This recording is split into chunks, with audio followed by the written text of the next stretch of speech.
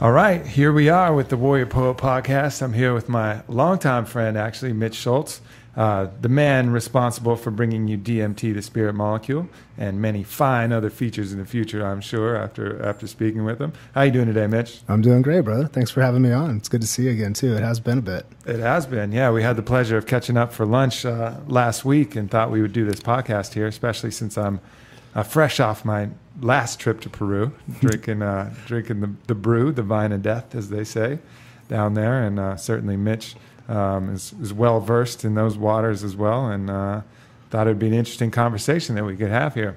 I look forward to it, man. Let's do this. All right. So I guess a lot of us have seen DMT, the spirit molecule, and I think you do a great job of giving the lay of the land, speaking to a lot of experts on there. But what is your voice on the subject? What is your opinion on, what is this molecule? What is its purpose? What makes it? Why do we all have it? Why is it there? What is your particular message on this? Let's just go with the big one up front. Let's not ease into this thing, huh? Okay. Mm-hmm. We don't fuck around on the Warrior Poet Podcast. That's perfect. We only got an hour here, Mitch. Well, it's an interesting question. I've thought a lot about that just from the first time that I tried DMT. But then once we started shooting, some of my biggest, I don't want to call them revelations, but just kind of insights into my own personal perspective was sitting there and going through all the footage. We had about 100 hours, 50 interviewees that were just absolutely amazing. All articulate. They could all spell out things that, even if they were just kind of theory at this point, they wanted to, wanted to believe it. You're like, sure. Damn, this is great. And this is gold.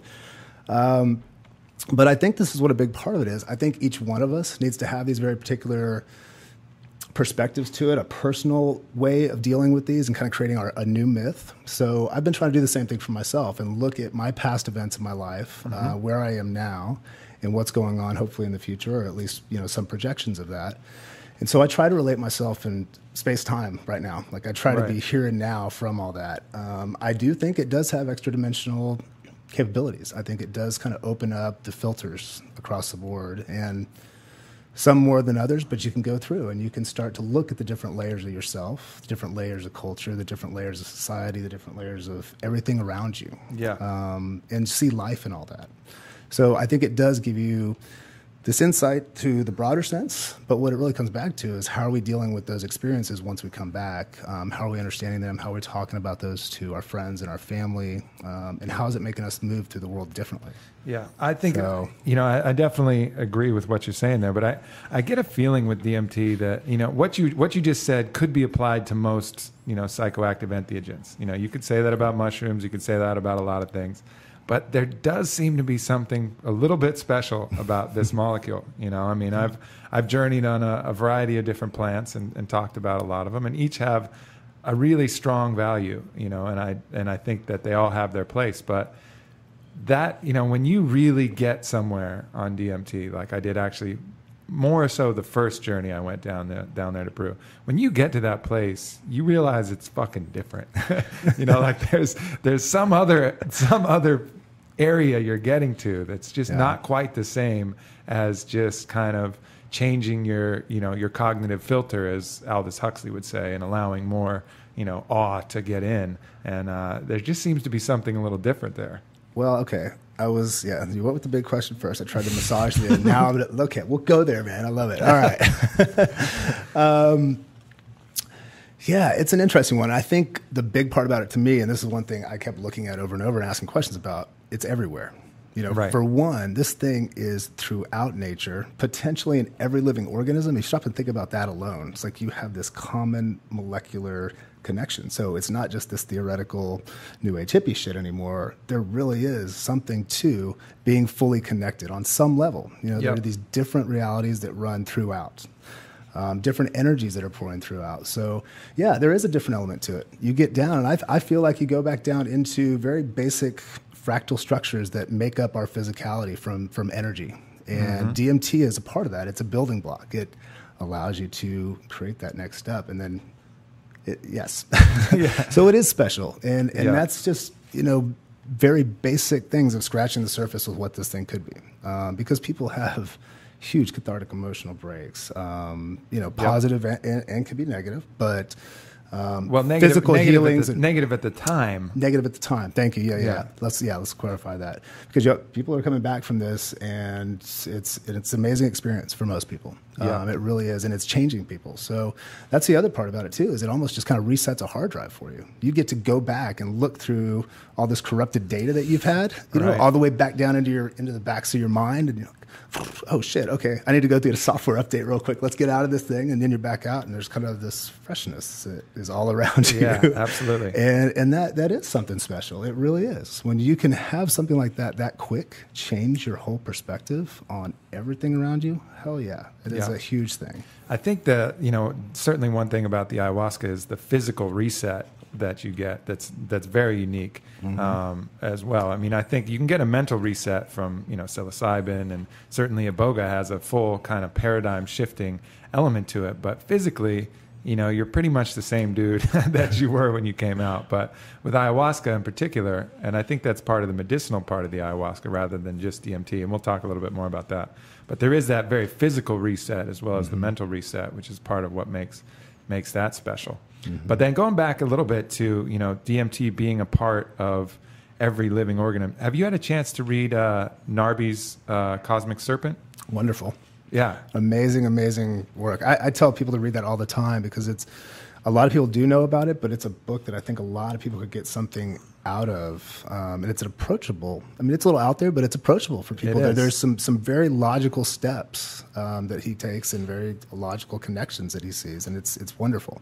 Yeah. Yeah. What was your experience with? Well, I really enjoyed reading that book. I think it, really opens up a lot of different possibilities to how you view the interconnectedness of life, and making that kind of classic image that we wanted to believe so much from Avatar, where everything was connected through Awa, and everything was all unified, which you feel on ayahuasca. I mean, you feel that to the core. My last journey, that's what it was all about. It was 3 hours of sleeping on the belly of the earth with bugs crawling in and out of me. I mean, the whole hut disappeared. The people who were losing their mind around me and shitting and vomiting, all that was a different world. And I was just connected with some primeval forest, and just being like grounded and humbled right there. Yeah. And that was a pretty remarkable state. And I think that interconnectedness that you feel, it makes you want to believe something like what Narby's theory was. And basically Narby was saying that, but he was actually talking about, and this was the distinction I was going to draw, he was actually talking about DNA being that part that communicates between all life, and DNA actually having almost a life force of its own that's kind of connected every person, and it communicates through light, I think was his ultimate theory. And there's some scientific evidence to that. But, it seemed like there's also the element of DMT being a part of every living thing, and perhaps that being the thing that kind of unifies life and separates it from non-life. It's kind of interesting where both of those theories could potentially, they're getting at the same thing, but they diverge in as far as what Narby was saying. Yeah. Well, in the from my own personal experience, there have been kind of a collection of experiences that I didn't have the bright visual colors and typical fractal patterns that were going on. I felt like I went back through DNA, and you'll hear this occasionally. Some people have that sense of going back, but it's almost like I got to read my own story, that this thing was already kind of written, and DMT was opening up the book and allowing me to kind of go back and piece these little things together, these little stories that had been created through my experience. And it felt very real that you're going back and seeing this energetic life force that had been building up from the time I was born through this thing. It felt like it was connected to it. It really did. But then the other connection too, looking at, the traditional serpents that go through, and Jeremy, this is what Jeremy was talking about as well. How come you have these mystical structures and these kind of huge archetypes of snakes intertwining down in Peru, and you see a lot of that under the influence of ayahuasca, but even around the world, serpents are pretty common amongst a lot of myths. So there's just so much of that you just want to chew on. Where is it all going? But it's fascinating. It seems like DNA is an amazing way to contain and pack information, and it seems like DMT might be the way that we read it. That might be the Rosetta Stone. That might be the reader that can unpack this kind of infinite knowledge that's available in in the DNA. And I think Narby's kind of getting at that, and I think we're kind of maybe synthesizing a little bit of it on the fly right here. Yeah. You know, I'm not sure exactly where the boundaries of what we're saying and what he's saying lie in this matter, but you know, that certainly seems to make sense, because it does seem like you act, you know, you're not just accessing your own mind's thoughts and images. You know, I think in this last experience, you know, I had a pretty poignant experience with this giant dragon that came to visit me, you know. And so I was telling my experience to my friend Bodie Miller, who was down there with me, and he didn't have much of an experience from it. He's kind of a horse, and I don't think the brew was quite strong enough to give him the visuals. Give him a gallon. Yeah, exactly. See what happens. Exactly. He should have chugged more of the bottle, but that wasn't part of the program. But you know, I mean, in his paradigm, these visions that you have are constructions of your own mind, like purely constructions of your own mind, and a way for your subconscious to teach you things that it normally couldn't, just by telling you or by you thinking about it. And, you know, I hear what he's saying, and that's certainly possible. But when you're talking to some disembodied spirit, like this giant dragon who is challenging me on some of my most important beliefs, it really doesn't feel like yourself. You know, it feels like you're accessing, if not another being on its own, at least some other wisdom that's a separate part of you. Yeah. You know, and I think a lot of people, I'm sure, you know, most of the people you interviewed have a similar kind of feeling after DMT, I would suppose. Yeah, and it's, you know, common stories across the board, and that's the other thing that's interesting about it. If it is linked through all life on some level, and people have very similar experiences, whether they're just manifestations of the mind that are just these holograms, or they actually are entities, I don't think it matters, because they're having some drastic effects, and it is a way for consciousness to kind of potentially deal with itself. I think it's both. I mean, a lot of people are like, is it your brain just making these things up? Is this your brain on drugs? Or are you actually going to other realms and seeing other dimensions? I think it's a combination of the two. I mean, our physical sense is definitely connected throughout. And so if your mind is breaking this down and seeing it like this, then it's also getting influenced by what else is out there and what it's connected to. Yeah. And, you know, if you believe in evolution, there are a lot of people that still don't, but I'm just going to go there I don't think they're listening. I don't think they're listening Right to the on. Warrior Poet podcast. I think we've filtered those people successfully out. Well, if you haven't yet, I'm going to do it now. But if, you know, coming through that, I mean, life has developed, you know, from what we can tell anyways, from a very single cell organism and all the way through to a variety and multiplicity of beautiful, beautiful things. But we carry that genetic code in a very basic structure all the way back to that. So it's this self-replicating kind of software program, and it still builds, and it still has that knowledge, I think, deep down inside of itself. We're a lot more complex than that, and our brains are working on other levels, but it's still there. I think it is. You know, if you believe in evolution, and if you don't, then I don't know. Give me a call sometime. Yeah. Let's talk. Yeah. So there's a couple elements there. I mean, there's the whole collective consciousness of all of life and being able to go back, and that's something that even the Iboga shamans talk about, is being able to access memories from the beginning of life, and that's what the most advanced Iboga shamans will say, is that they can access the memories of. I guess they're really talking about DNA. They don't use the word, but they access the memories of all life since the beginning of time, and that's like that's them kind of showing off, I think, a little bit. That's what they say when they get to be masters. And there's a couple things, you know, it's a bit of a macho kind of tradition, the Iboga thing. And, you know, instead of just finding their spirit animal, they got to find it and fight it and kill it, you know, before it becomes them. Meet them in the next dimension and do it again and again. Yeah. It has some of that element, but that's kind of what they're talking about. But then, and I certainly believe that that's possible. I mean, there's so much information that can be coded in the DNA, and so little of it is actually. Do we actually know what the hell it's used for? I mean, the amount that actually controls the expression of our genes is some fractional percentage, and then the rest they call junk DNA, or they have some other names for it. But you know, really interesting tidbit on that. I've been looking a lot into language and trying to get a sense. And Dennis McKenna actually mentioned this to me. There's a law called Zipf's law, discovered by a linguist that looks at this proportional dimension of every human language. So the first word in the language that's used the most happens twice as much as the second, 3 times as much as the third, so on and so forth. They found that same proportional connection in our DNA lettering or structure. Yep. And they find that throughout this junk DNA. Yep. So what is that? You know, is there like this deep message that's actually implanted inside of us that maybe we can rediscover or discover once we're at a certain level of technological expertise or being able to sequence that genome. And so, yeah, I mean, what kind of crazy crap is it to say it's junk DNA? Anyway, it's pretty arrogant. Yeah, it's pretty, well, I don't know what it is. It must be junk. Yeah. So that law is actually, it's called Zipf's law, Z-I-P-F. It's a little hard to understand that. I actually saw Graham Hancock did a bit. Talk about it. He talked about that a bit in one of his books, and that was pretty eye-opening for me as well. It's fascinating stuff. Kind of finding that. So perhaps, all of the experiences of past life is coded in our DNA, and this is accessing that infinite wisdom from that knowledge.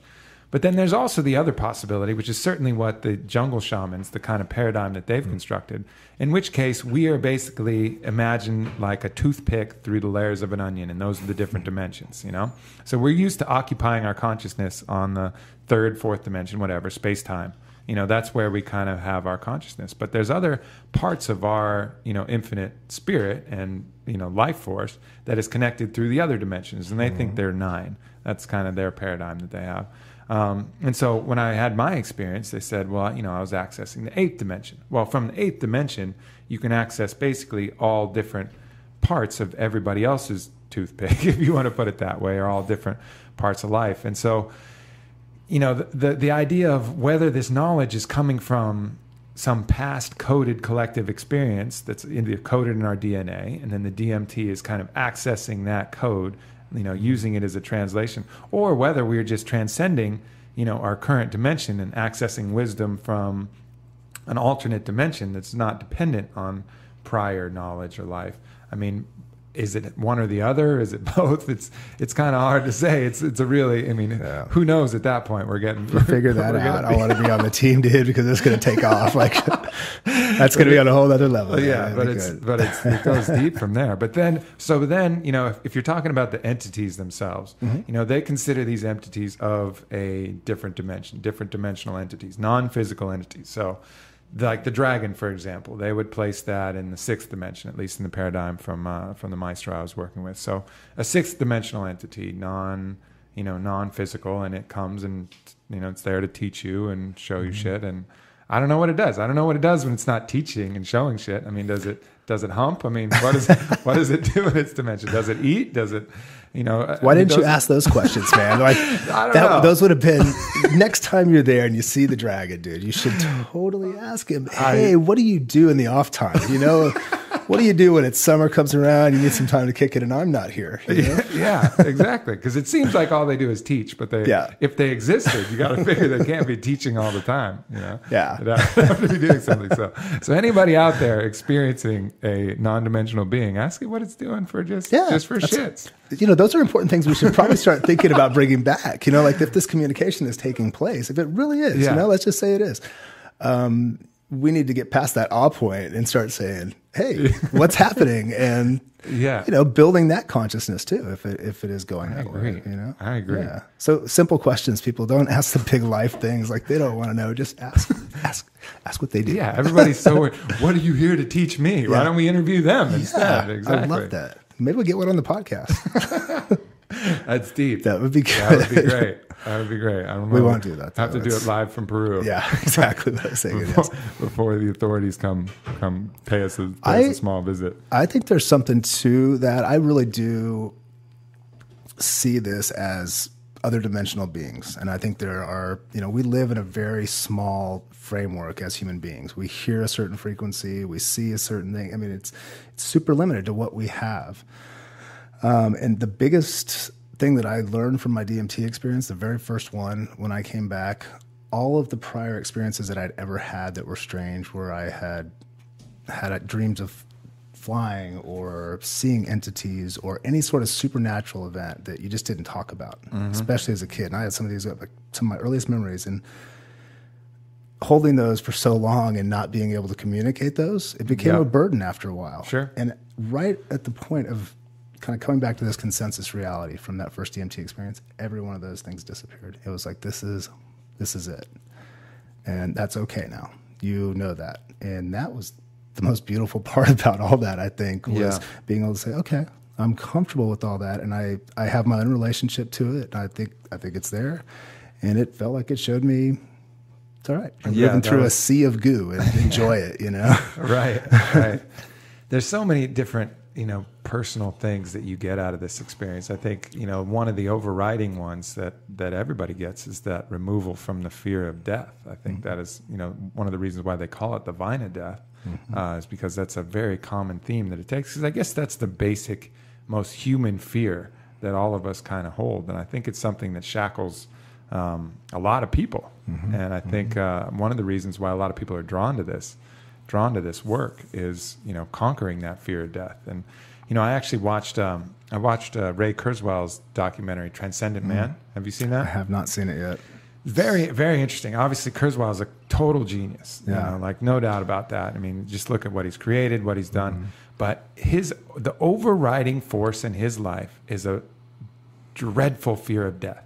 Yeah. And what he's done, he obviously knows, he's smart enough to know not to ask, sweet baby Jesus, let me live forever. That's not going to cut it for him. So he's trying to create technologies that are going to allow him to live forever. And he wants to live on through some kind of cyborg, machine, human, hybrid that he's trying to kind of push the technological future towards so that he can do that.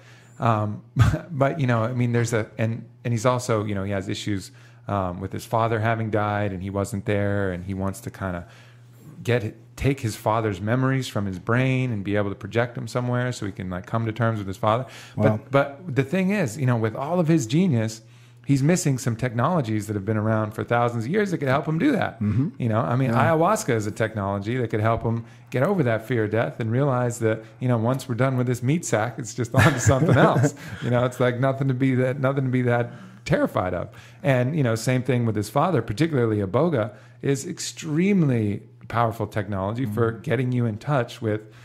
Now, again, is this a question, are you accessing your own memory of them, or are you accessing their God self or their higher part of their spirit? Tough to say, but it's a very vibrant access to whoever you want they're to one talk and the to. Same. Yeah. They're one and the same, yeah. I think. Yeah, whoever you want to talk to, dead or alive, you can talk to the infinite part of their self and have a very lively conversation where they'll crack jokes at you, they'll make fun of you, they'll talk to you, and they're all happy, seemingly, in that dimension, too. It's a very interesting experience that I had on Iboga, but, this kind of sad poetry of this man who's a complete genius, but is missing some very basic things that would totally change his paradigm. And allow him to get him. How do you want to call him up? Let's do this. Yeah, we should.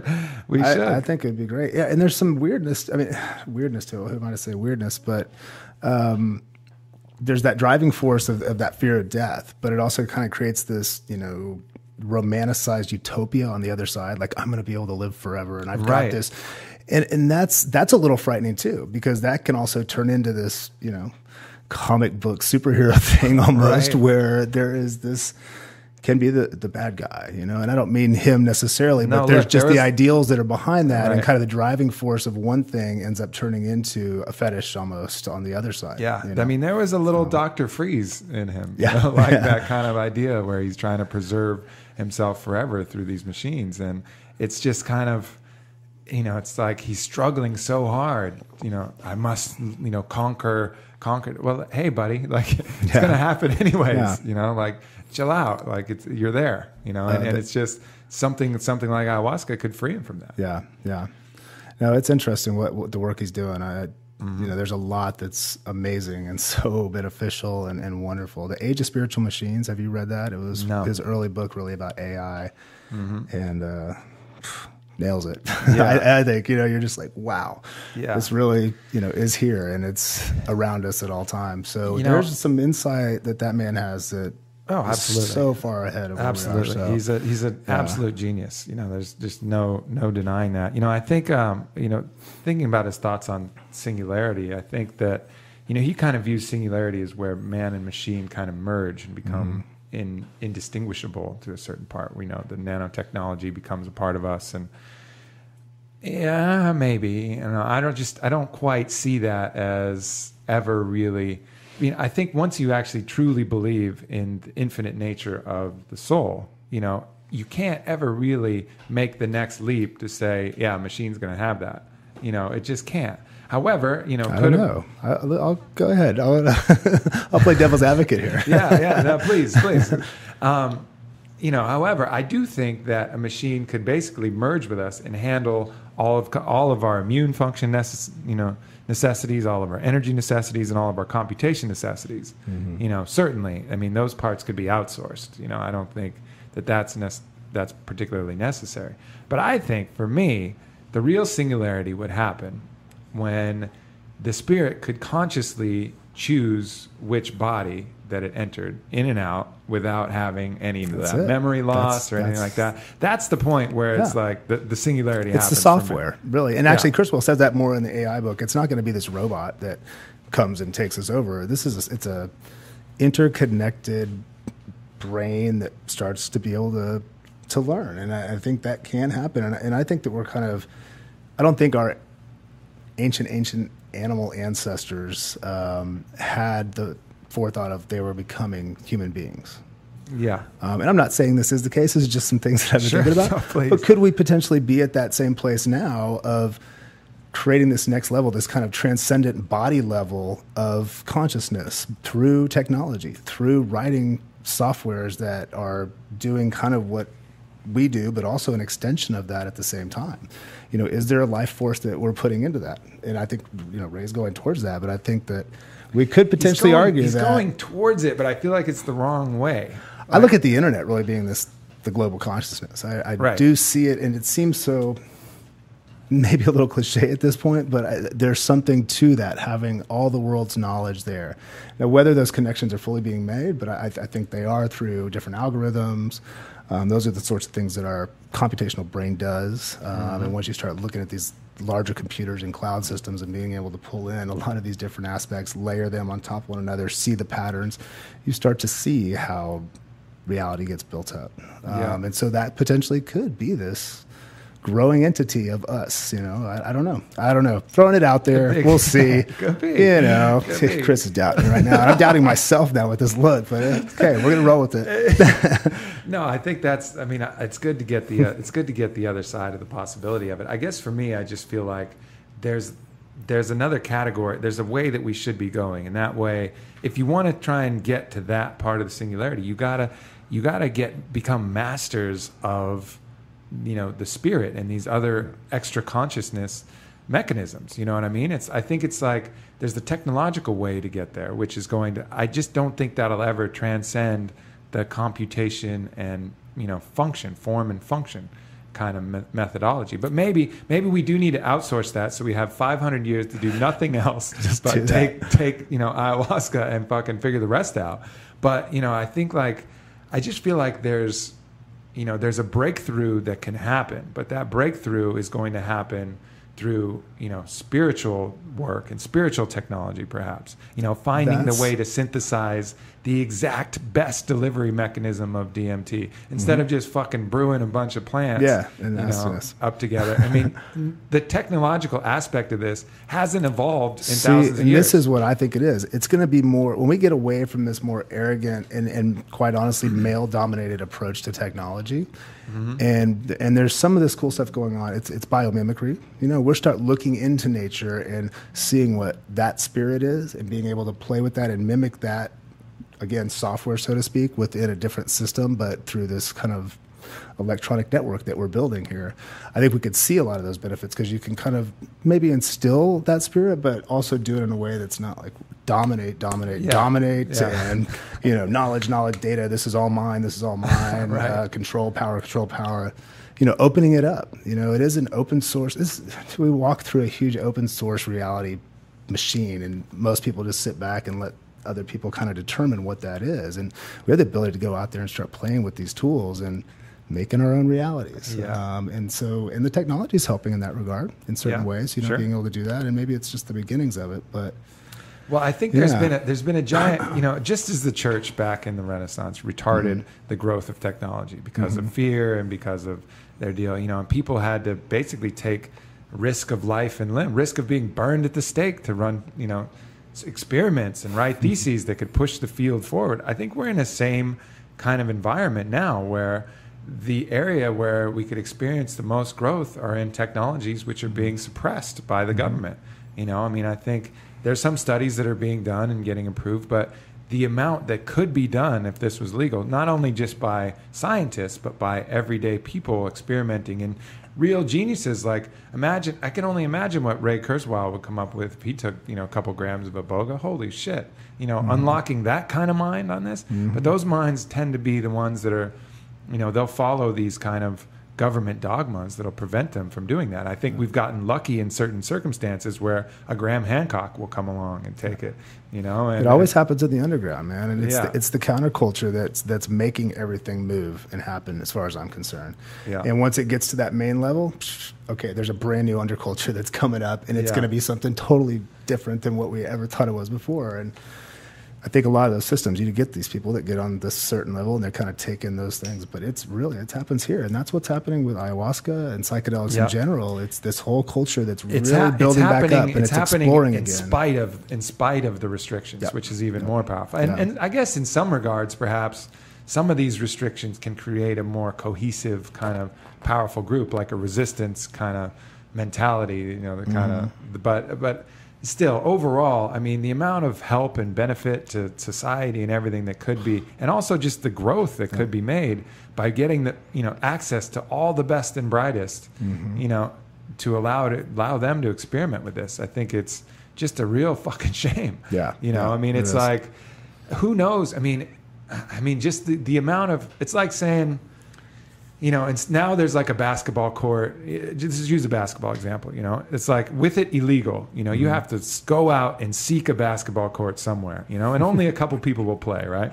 So like the games that you're actually going to get and the quality of players, you're not going to get LeBron James, it's not going to come on, right? Because there's not enough courts. But you put a court in everybody's backyard, well, pretty soon, LeBron fucking James shows up, and then the LeBron James of ayahuasca, psychedelics and stuff that can really take this and be like, I can get to the fucking 8th dimension and I can move shit and it'll be tangible and it'll really change the game, and do that reliably and come back with knowledge, talk to these spirits and say, hey, you are a disembodied, what do you do in your opera? And like flip the script, sure, right now it's just the amount, the sample size of people that are able to access that is just small. And I think it's growing and the consciousness is growing, but it's growing in spite of this massive restrictive pressure. And I think, maybe part of what this whole consciousness that's coming, I think it might be all connected. I think, part of us knows that we need to, throw off that old bullshit, that oppressive tyranny that's keeping us from expanding our mind. I mean, nobody is taking ayahuasca or iboga just for fun and for shits.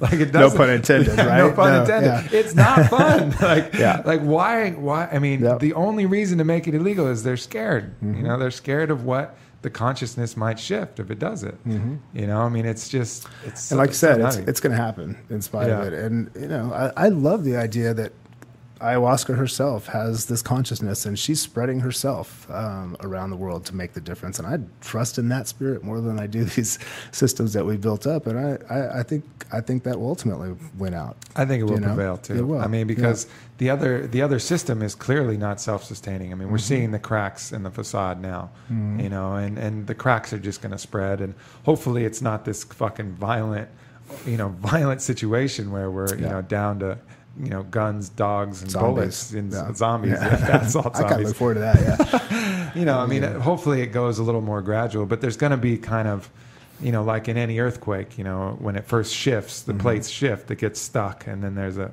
harsh overreaction, and then it kind of settles out with a bunch of aftershocks. I don't imagine that there won't be some big rift that kind of comes when this goes, because you can see the water start pouring through the dam here pretty soon. I mean, these consciousness, and like you said, maybe it's the spirit of ayahuasca herself. She wants to be heard. She needs it. She knows the world's sick, and it's the master medicine, and the master medicine wants to heal.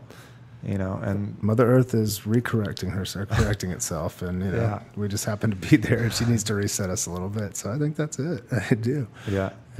So here's another, just to change the topic slightly. I think.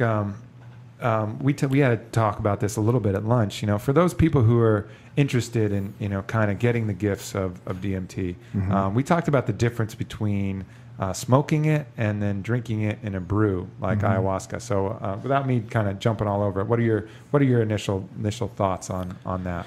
I like the natural medicine. I like the intention. I like the preparation that goes into it. It's been really interesting to see how this whole culture has opened up over the last few years, man, and it is everywhere now. It's sometimes frightening to see how everywhere it is, especially when you're looking at the festival scene and being on the dance floor. Or it is strange to me to even think about that, but it's happening. It's happening nonetheless. So. I don't think that's the best way to go about it. I really think that you're going to get more out of the experience, and not only just the right set and setting there, but also just how quick the DMT experience is compared to the ayahuasca. You're going to come back more in shock than you will having some kind of bigger life questions possibly answered. Right.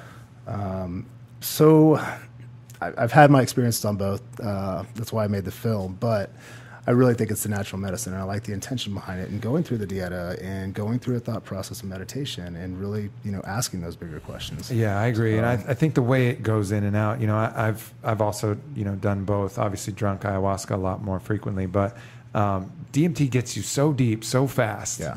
It's like you just boom, like pop through this other world. And you're like, holy shit, what the fuck is this? Where am I? What is going on? And then you're like checking stuff out and wisdom's coming. You're getting this download. And then some big hook like the Gong Show comes and takes you and yanks you back through. And you're like, Jesus, I'm back? What the fuck? Like, like you got somebody there and they're like, what happened? What happened? You're like, I don't know what the fuck happened. Stop asking me. It's been like 2 minutes and I've been to 7 worlds. Like, settle the fuck down. It's this crazy kind of run that just happens so fast. Whereas ayahuasca, you're on this kind of slow climb, steady build, and then you crest, and you hang out at the crest for a while, and then you're coming back down, and everybody has a chance to kind of, all the information has a chance to download. Plus, you get the powerful physical benefits from it. Yeah. You can either go through a lot of therapy and love, or you can go through an ass kicking. So it's really up to you. It's the shock and awe kind of thing. And, you'll get more out of it, I think, with the natural medicine. So yeah. Yeah, I think that's a preferable way to do it. There's again with the technologies, it's just the way that they make the ayahuasca is combining 2 different plants. One is an MAOI, and one is a DMT containing leaf called chacruna. Obviously, there's many ways that one could go about creating an ayahuasca brew. And I think you mentioned you knew somebody from Australia and they were interested in ayahuasca, and they got the message, hey, you can make this brew yourself with plants that grow locally in your environment, and that would be the Syrian rue and the Mimosa hostilis, the acacia plant. And so, I think I just feel like there's so much more that, obviously ayahuasca has the traditional, use, and it's in the jungle and it's still legal down there. But, there's just so many other avenues for exploration on how to really, get this kind of exact reproducible experience with a variety of different plants. And I have no doubt that those medicines, even though they'll have a similar kind of effect, will have their own wisdoms to it, and an own part of the medicine. What part of Syrian rue and acacia, what wisdom, what spirit does that carry? Is it the same spirit as ayahuasca, or is it different? And those questions aren't answered. I have experienced the acacia compared to the mimosa, and I would say it's a completely different signature. It's very similar, and it has a lot of those characteristics that are parallel, but completely different spirit. Yeah, different look, different feel, taste, smell, all the synesthesia together, even multiple ones. But yeah, it has a different sense, and so those plants, I think, they have a different signature to them. So I'm curious to try this blend that they have over there, or that people are working with over there. Interesting stuff. I agree. And I think, basically the combination can be reproduced probably on most every continent, I would say. I don't know that for sure. And obviously a caveat here, if you're trying to experiment yourself, be very, very fucking careful, because an MAOI basically prevents the breakdown of both good and bad things. So you have to be very careful with your diet. Make sure you're not on any SSRIs or any kind of pharmaceuticals or anything like that. Even certain fermented products. Don't do it, for one. Yeah. educate yourself. Yeah, really educate yourself. Arrowwood is a wonderful place to go visit. Arrowwood.org, by the way. Yeah, absolutely. Great resource. But you know, so anyway, so don't just, you know, take this and say, you know, Warrior Poet's saying to explore willy-nilly. No, definitely not. I mean, do tons of research Mitch and says figure don't, it out. for the record. Mitch says don't. I opened up Pandora's box, and now I'm telling you don't. Yeah. But anyways, yeah. I mean, but you know, there will be pioneers that are going to go out and they're going to do this the right way and kind of figure this out. And it's just, I'm interested to see where that can go. Mm-hmm. You know, like where all of this can be. Because, you know, one of the things that was challenging about this last ayahuasca experience is, you know, the DMT content can vary dramatically between different harvests and different leaves. And it was pretty clear to me that this brew I had this year was not as potent as the one I had last year. Because we had about 50 people take it both times within the whole group. And last time, I mean, the thought of drinking a second cup, people were like, "Second cup, you fucking animal, you're crazy!" like don't be silly, don't be silly, you know. And one cup, you were gone. I mean, the snakes, the chrysanthemum, the kaleidoscope, everything hit you like irrepressible, and everybody had that experience. This time, it was very subtle, and there was people going back for third cups. No, you know, like, I didn't. Yeah, I was kind of. It just didn't seem to have that kind of potency that it could, and that's part of the deal with dealing with these natural plants. I mean, I think in any of these, you know, the DMT content can vary dramatically, and it's one of the challenges when you go down to Peru or something like that to kind of get a reproducible experience. It's just you have the tradition there, which is beautiful, and the Icaros, and some of the things that are, you know, you could never replace. Yeah. But as far as like the consistency for, you know, scientific type of exploration, you're just not going to find that quite yet, you know, or that kind of experience. So I'd be interested to see, you know, if in the future, if the rules change and if things open up, you know, getting a little more fine-tuned with that, you know, being able to test the leaf that's used. And there is some kind of romance that's lost in the scientific approach. I understand that. Sure. But there's also a situation like, you know, I brought my friend Bodie Miller down there to experience it, and he wanted a vision quest. He wanted to see shit. He wanted to talk to a dragon too. And he didn't. And, you know, and it's really because the brew didn't have the high enough levels of DMT. Well, and there's probably, you know, I think there's also some other things to that as well. I think our minds play a role in that. Sure. I think the people around can play a role in that. Even the shaman themselves can play a role in that. And some of our Western minds do not fit that whole model down there is completely different, a completely different access point to reality. And sometimes it can be difficult to kind of break through there. And sometimes it takes a little bit more. And when people go down and romanticize about it and think, I want to go have some visions, that's typically when it doesn't necessarily, well, yeah, it's not going to do the same thing to you. Sometimes it can slap you across the face and you'll learn something. Yeah. But I think it's common a lot of times that people don't really get what they think they're going to get out of it. Sure. You know, or there's a little disappointment, or, you know, it's one of those things, and this is why I like the natural medicine as well. You have to work with it. It's you true. know, it's not just a one-time shop, you know, come on in, boom, now I'm 100% better. No, it takes time. I get you. And I guess, you know, and that's a very reasonable perspective. I guess for me... Was it the same shaman, by the way? Same shaman. Okay. Same shaman, you know. And did he have a different look in his eye? Or was there anything like, what the fuck with these people, man? No, it was, you know, everything was the same. Same setting, same shaman, same ceremony space, same... Different ayah. Same different ayah. Yep. You know, you could just... And you could almost taste it, actually. You know, the taste was a little different.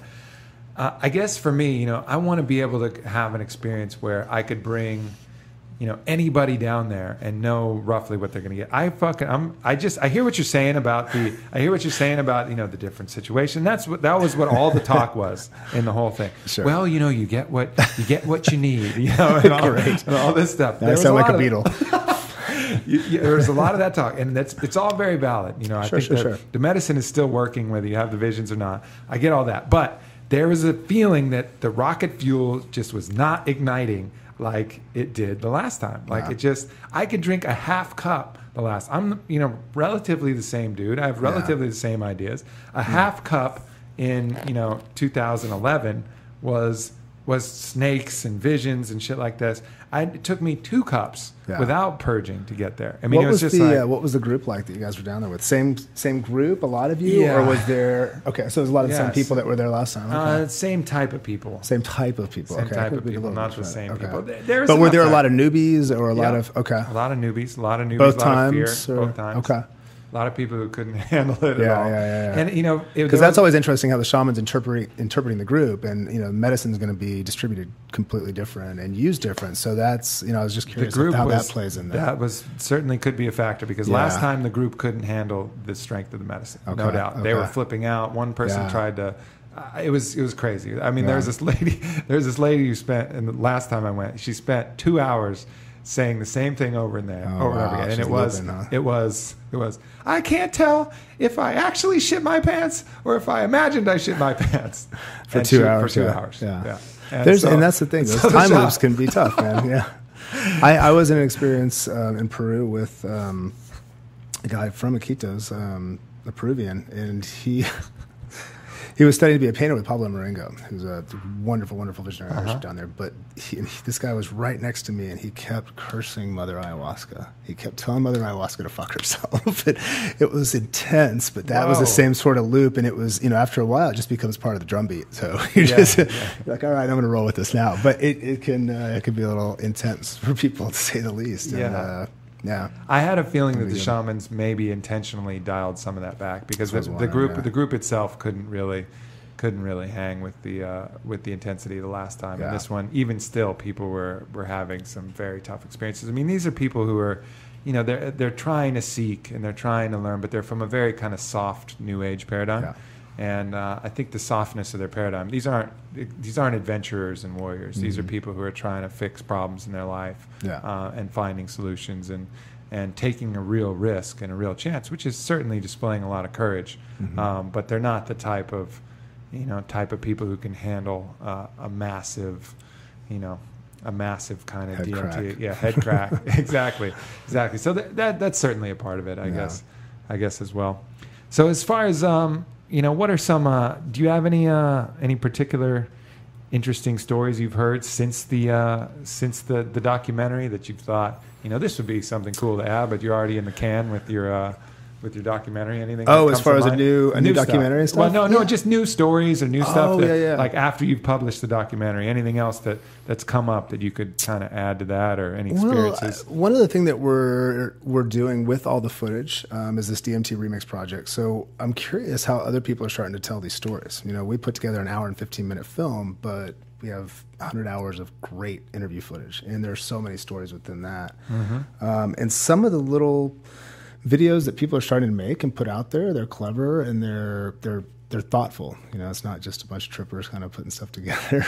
But there's this huge push right now, a huge renaissance about psychedelic work. So there's documentaries coming out all the time about Iboga, been approached for some ayahuasca stuff. I think I'm moving away from psychedelics for a little while as far as documentaries, but there's a huge explosion in it. So there's a lot of new research that's coming up because of all that. And MAPS is starting to do some amazing work and get that stuff out there.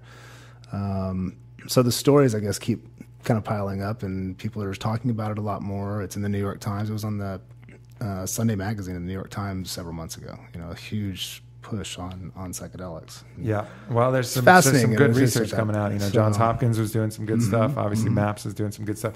MAPS, what is MAPS doing, by the way, besides their MDMA research with PTSD? Are they MDMA? I think they're starting to look at doing some Iboga stuff.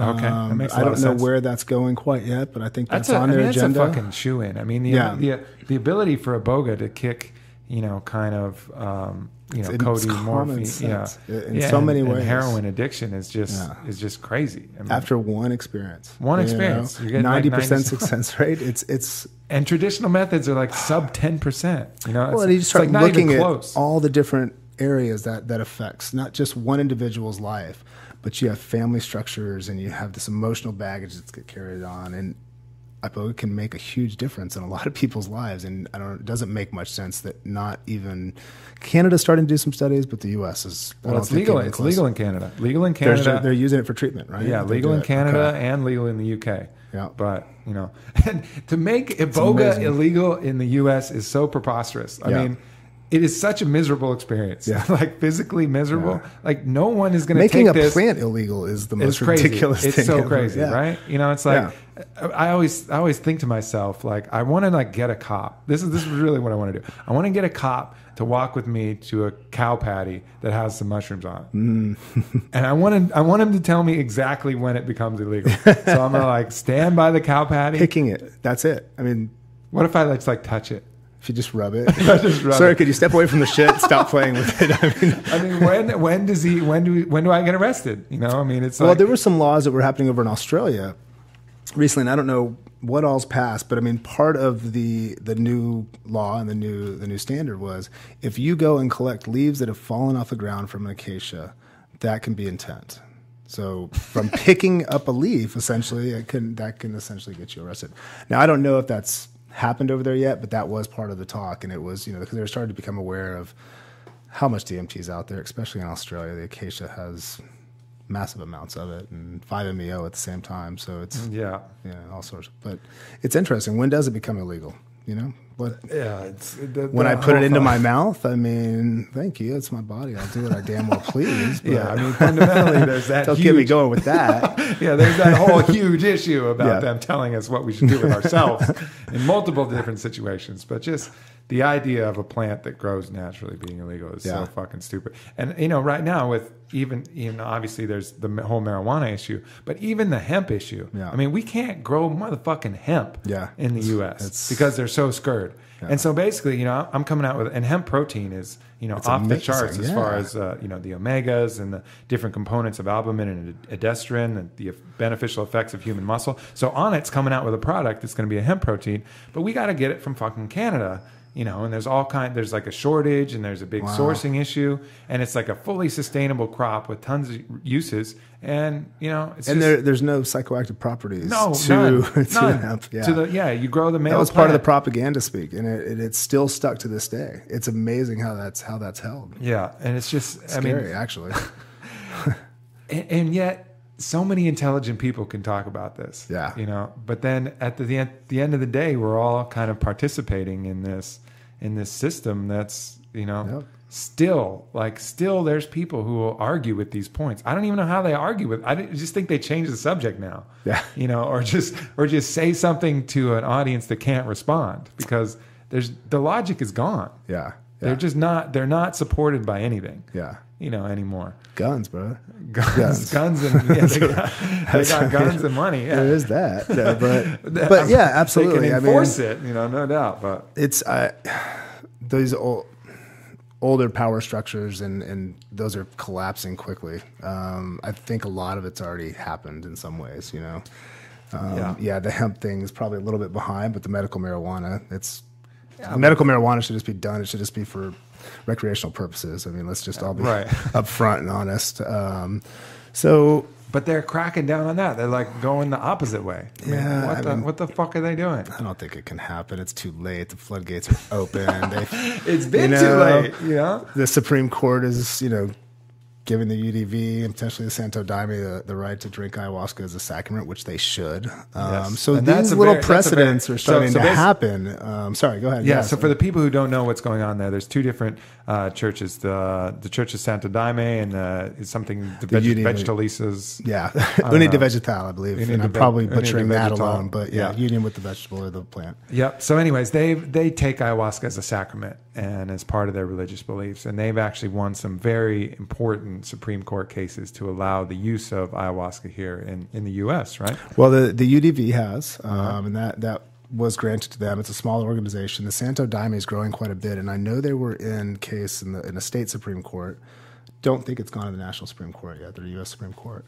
Yeah. But the precedent's there. I mean, the Native American Church said it with peyote usage for their sacrament. UDV used that same case. And so now, you know, as law works, you know, you have these things laid there. And if the argument goes well, then it should be fine.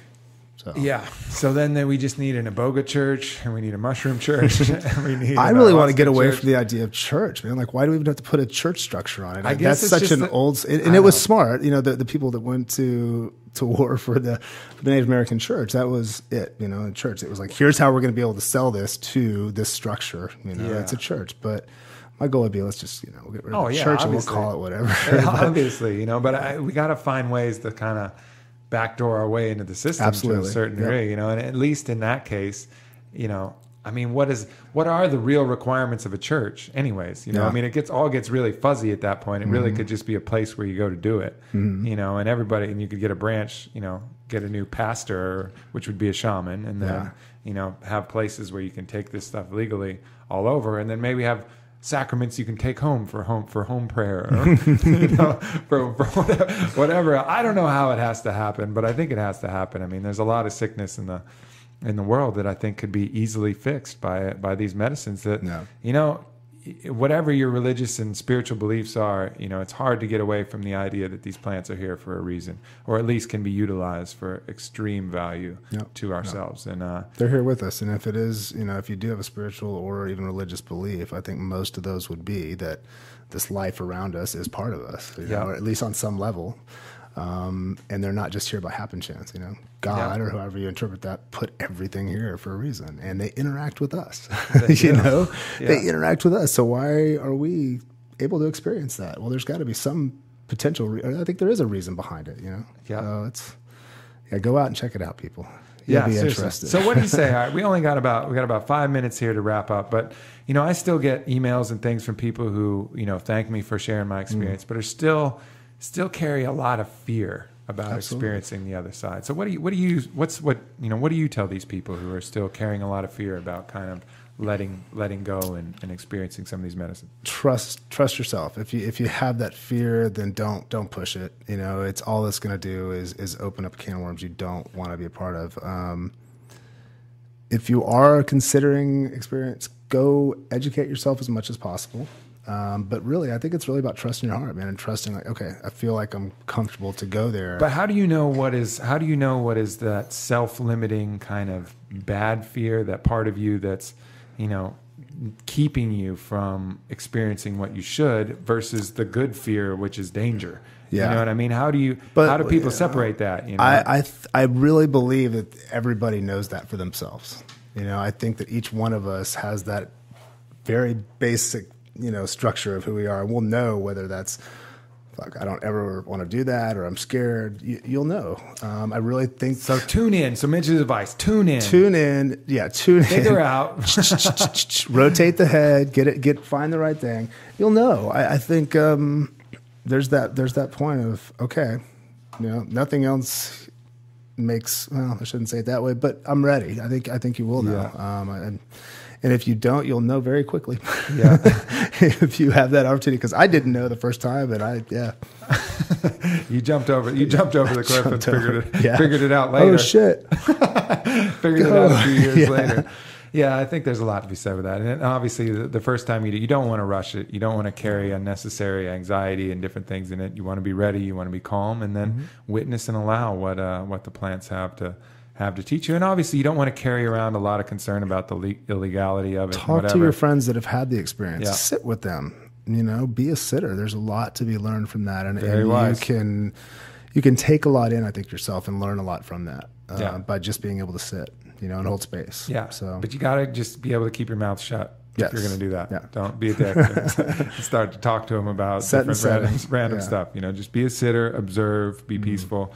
If you have any idea how to meditate, then that would be a good opportunity to meditate alongside them. And then, when they interact with you, then you interact with them. But it's important to be a good sitter, or else you'll be a sitter that doesn't sit very often. Or ever again. Or ever again. Or ever, yeah. Yeah, because it is a challenge to be in those kind of spaces if you're not familiar with them. So, but yeah, that's absolutely great advice. Find one of your friends, find somebody who is experiencing that, sit alongside them, see what they're going through. And I think you'll realize that most of the fears that you have can be eased that way. That they get to these states and they come out of them. You don't need to drive yourself to the hospital if you're in them. And I definitely don't think they're for everybody. And I definitely like to say that. So that's part of that reason of knowing, you'll know kind of thing. Yeah. And, I'm a little more aggressive than Mitch. I think so. I'm a little more aggressive than everybody. Mitch, but I certainly appreciate, I have to walk the fine line, my brother. You will very soon. Yeah, probably, man. Hopefully I can hold it off for as long as possible and stay as aggressive as I can. But Yeah, definitely. It certainly makes sense to be conservative. I mean, there's time is on your side, and make sure that you're ready, and it's an experience that you want. And when you do it, a great shaman and a great setting are ideal. And, keep learning as much as you can. Listen to the Warrior Poet podcast. Listen to the Joe Rogan Experience. Keep up with Mitch. Definitely, if you haven't seen it, watch DMT, the Spirit Molecule. Mitch, what are some of the ways that they can find DMT, the Spirit Molecule, if they're not versed in it yet? We're on Hulu now. We've got Netflix. Amazon has a DVD. You can find it on iTunes. Pretty much all over the place at this point. Most distribution outlets, digital distribution outlets. Come find us on Facebook too. It's just facebook.com/the.spirit.molecule. And we've got a lot of good information that's coming in and out of there all the time from different articles and research and just spiritual thoughts. So yeah. Right on. Well, Mitch, it's been a true pleasure, brother. I'm glad to have you on. I think this has been a very interesting conversation. Look forward to getting the feedback from it. So hopefully we'll be in touch and get on here again sometime. I'd love to, man. Thanks to everybody out there, and thanks to you. Yeah. Appreciate it, Aubrey. Right on. Cheers. All right. Much love, everybody. Talk to you soon.